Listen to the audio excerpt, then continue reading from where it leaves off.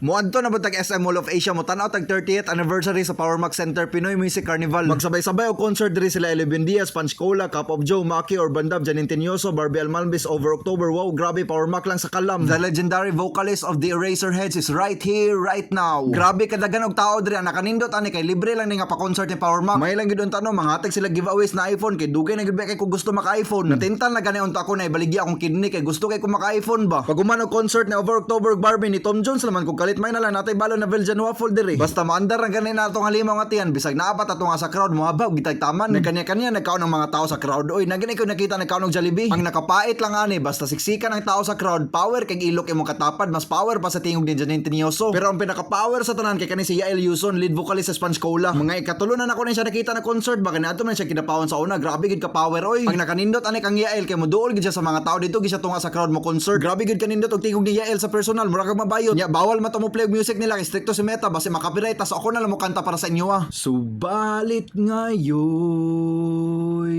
wala na, ikaw ay lumayo na, lumayo na, ha. Naalala ko ang mga gabing